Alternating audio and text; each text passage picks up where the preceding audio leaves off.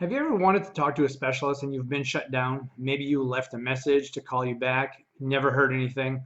Well, it's happened to me many, many times, and now I have a cell phone contact list full of specialist phone numbers. So, how did I do it? Stay tuned and I'll let you in on the secret. Welcome to Ortho Eval Pal, where we help you build confidence in your orthopedic evaluation and management skills. Hello and welcome to episode 10 of the Ortho Eval Pal podcast show. I'm your host, Paul Marquis, and today I'm going to talk to you about how to connect with specialists better. Now, this can be a daunting task, but a very important one. I can tell you that when you communicate with specialists in an efficient way, your patients will get better faster and your outcomes are going to soar. Okay, so let's get started. First thing I want you to do is to remember this. Specialists go through a significant amount of training and they work very, very hard to get where they are. And this can be 8, 10, 12 years of training, a lot of work. And so you need to respect that, okay? And they are there to help you. They're there to help your patients get better. But sometimes they need a little information, okay? And as a result of being really busy, they are very wanted, okay, by many people. So they get patients referred from all over the place so that they can see these specialty type of patients. They also take a lot of risk with the work that they do, okay? And so you need to remember that also, that surgery and doing the specialty type of work is not for the faint of heart. But remember this, who spends more time with the patient? You or a specialist? It's you, of course, okay? Now, as therapists, we can see a patient for anywhere from 45 minutes to an hour and a half to 2 hours sometimes. And we spend a significant amount of time with those patients. So we learn a lot from them. They tell us a lot. The specialist will see you for a short period of time. And usually that's, a real quick visit. And then they may not follow up with you or reevaluate you for another couple of weeks, maybe even a couple of months. So it is your responsibility as a mid-level provider, PA, FNP, physical therapist, occupational therapist, athletic trainer, or whatever profession you're in the medical field, to be the eyes and the ears of this specialist between those visits when the patient goes to see them. All right. So one thing I want you to do is I want you to make sure that you're prepared for first contact. All right. So how do we do that? Well, you have to have a good grasp on what you are communicating to the specialist. Okay. You want to consult with your colleagues first. Talk to some mentors that you might have, supervisors. Discuss this particular patient situation with the people around you first before you haphazardly send this person over to a specialist or make the call because you think something isn't quite right. You want to make sure you're making that call for a good reason, okay?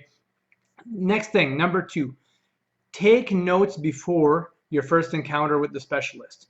Things like the name, the date of birth. Now, you know that when you make that phone call, they're going to want to know the name of the patient. They're going to want to know the date of birth so they can pull it up in their medical records. So they have some sort of information to go with. Now, that's very, very important. Okay, put a diagnosis out there. The date of surgery is important. What is your concern and what are your objective findings? Okay, make this short and sweet because they don't have a lot of time and maybe you don't have a lot of time. I know that after 25 years of experience, I'm very short on time in the clinic, so I have to be very, very effective with how I deal with patients and my coworkers, and anybody who may refer people to me for a second opinion evaluation. So there's 4 different types of ways to connect with providers. Okay, number 1 is a phone call. Okay, number 2, probably email if you can get your hands on their email somehow. Number 3, which seems to be working better these days, which is texting. And then number 4 is to meet with specialists in person. Okay, and I find that to be probably the number 1 way that I get email or telephone number contacts from is through meeting with people firsthand. So at the end of this, I'm going to talk to you about how I filled my email list and how I filled my cell phone contact list with specialist phone numbers. So are you ready? Now it's time to make the call. Okay, when you make this call, the administrative assistant is probably going to answer. All right, and so the first thing you want to do is connect with that person. Okay, make sure that you mention that person's name every time, okay? Right after they tell you their name when they answer the call, and then make sure that you finish your phone call with their name again and thank them, okay?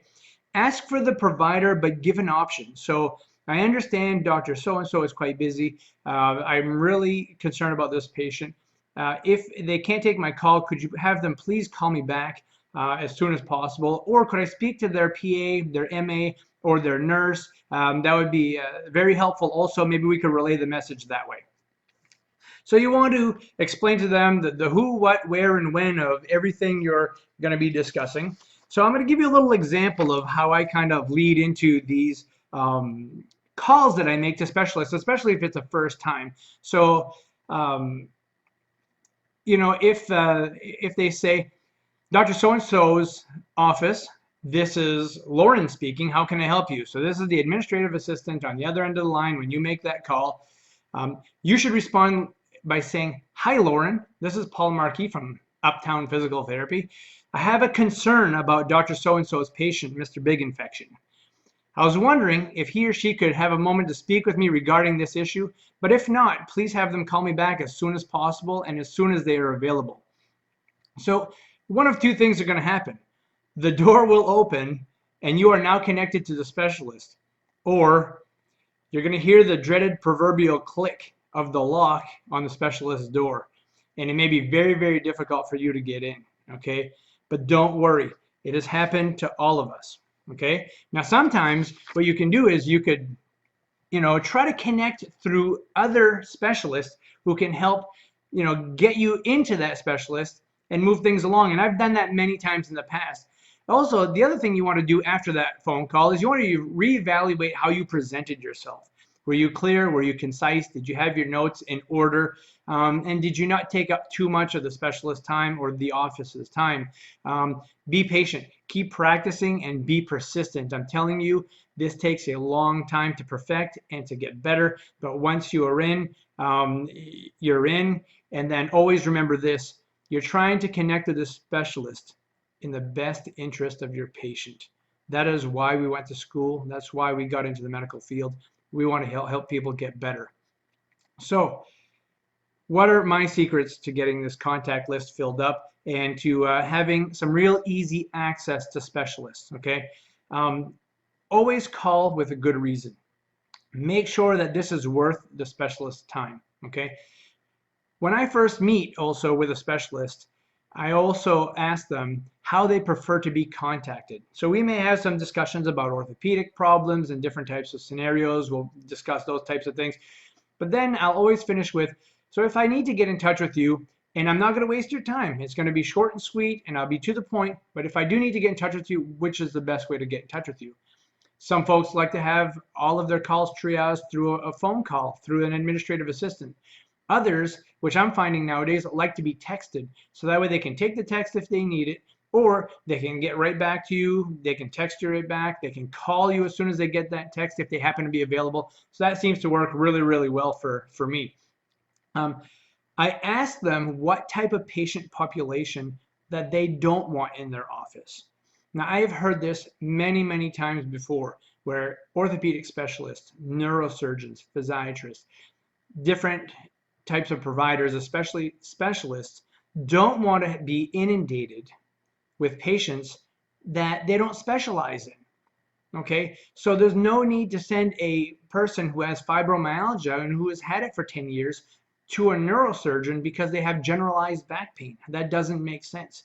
And so these specialists really appreciate when you send patients to them that are part of their specialty, and it is worthwhile for them to take a look at these patients, and they can help make a difference, okay?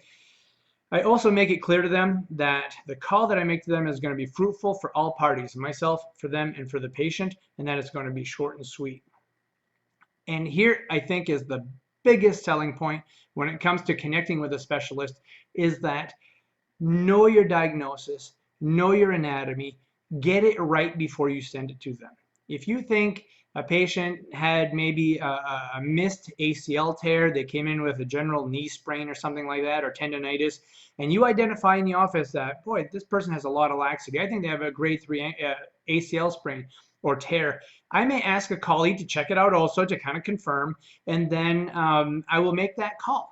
Okay, and when they see that, they reassess this patient and it actually is a complete ACL tear, or they actually have a DVT or an infection in the total knee replacement that was just done, or whatever the scenario might be, then they know they're not wasting their time. They're more likely to take your phone call, your text, or your email the next time you try to get in touch with them.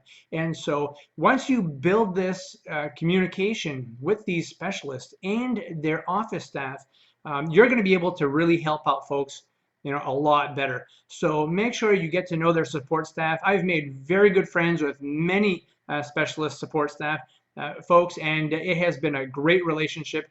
Now we have easy access and we can take care of patients better. So that, I know, was a very long podcast on how to connect with a specialist. It's something I'm very passionate about. Please remember this. Getting connected with a specialist is very important, because when you need them, you need to be able to contact them. And if you have any questions, contact me at orthoevalpal.com. Leave a comment there. Please feel free to subscribe to my YouTube channel, which is OrthoEvalPal with Paul Marquis. And jump onto our closed Facebook group. Every week I post some really interesting diagnoses there. But please get in touch. And if you have any questions or concerns, or maybe a diagnosis or a scenario that you see in the orthopedic world, shoot it over to me. I'd be more than happy to do a podcast around it and have some communication about it. So again, thank you for your time. Thanks for listening, and have a great day. We hope you've enjoyed this video, and for more awesome content, go to orthoevalpal.com. Can't wait to see you there.